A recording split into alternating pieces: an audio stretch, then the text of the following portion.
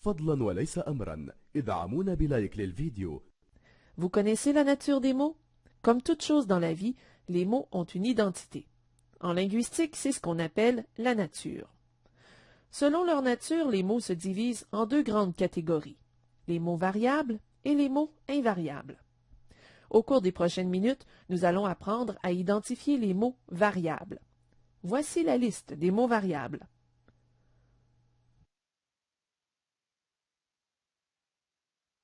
Commençons par le nom. Dans la phrase suivante, identifions les noms communs. Mon gros chien dort sur le sofa noir. Les noms communs sont chien et sofa. Le nom commun se reconnaît facilement grâce au déterminant qui est toujours placé avant le nom. Dans ce cas-ci, les déterminants sont mon et le. Il est possible de placer un déterminant devant n'importe quel nom. Par exemple, la ville, un ordinateur, ce téléphone.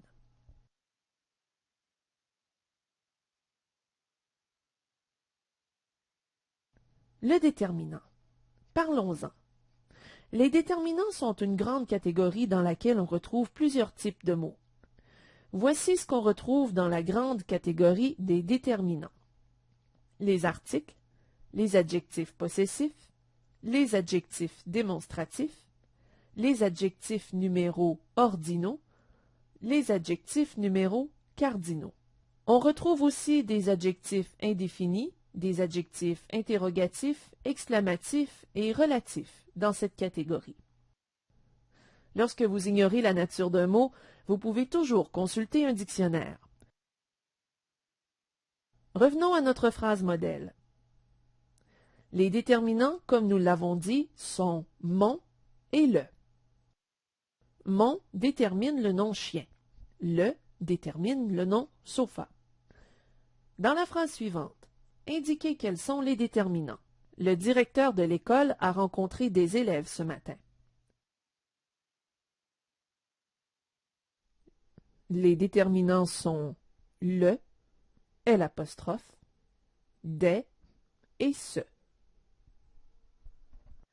Remarquez que chacun des déterminants est placé devant le nom.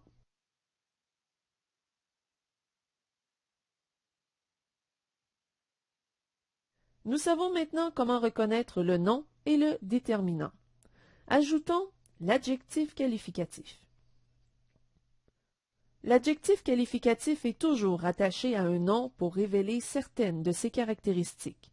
Jetons un coup d'œil à notre phrase modèle. Mon gros chien dort sur le sofa noir. Les adjectifs qualificatifs sont gros et noir. Gros qualifie le nom chien et noir révèle les caractéristiques du nom sofa. Mais imaginons plutôt que la phrase soit « Ma meilleure copine porte toujours des sandales bleues ». Quels sont les adjectifs qualificatifs dans cette phrase? Il s'agit effectivement de meilleur et de bleu. Jusqu'à présent, nous avons appris à reconnaître les noms, les déterminants et les adjectifs qualificatifs. Ce sont tous des éléments très importants dans la structure d'une phrase. Mais le moteur de toute phrase, c'est le verbe. Dans la phrase modèle, le verbe est « dort ». Sans ce verbe, il n'y aurait pas d'action dans la phrase. Si vous avez des doutes sur le nombre de verbes conjugués dans une phrase, posez-vous la question suivante. Que se passe-t-il dans cette phrase? Et justement, posez-vous la question dans la phrase suivante. Les athlètes ont couru 10 km, ont nagé 3000 mètres et ont parcouru 25 km à vélo dans une épreuve de triathlon. Que se passe-t-il dans cette phrase? Selon vous, combien y a-t-il de verbes conjugués?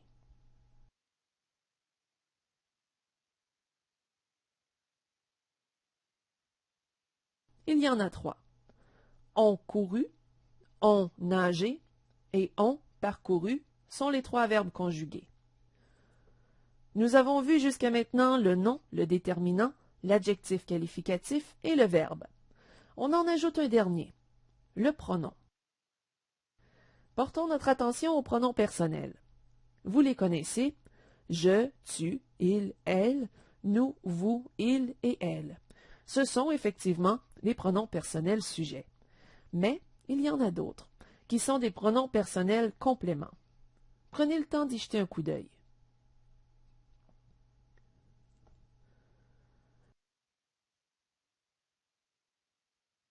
Pour reconnaître le pronom personnel, qu'il soit sujet ou complément, trouvez d'abord le verbe.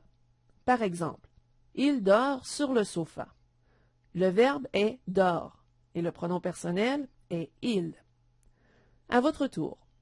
Pierre se sent bien quand il s'entraîne.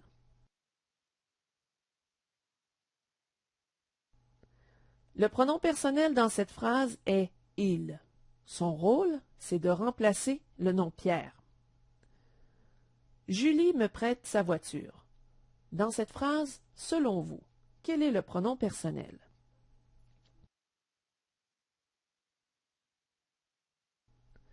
Me est un pronom personnel complément, effectivement.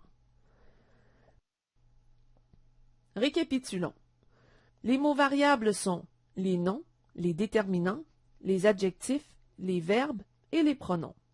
Dans la prochaine leçon, nous allons apprendre à distinguer les mots invariables. D'ici là, vous pouvez commencer à répondre aux questionnaires mis à votre disposition dans D2L. Si vous avez des questions ou souhaitez échanger sur le sujet, joignez-vous à nous.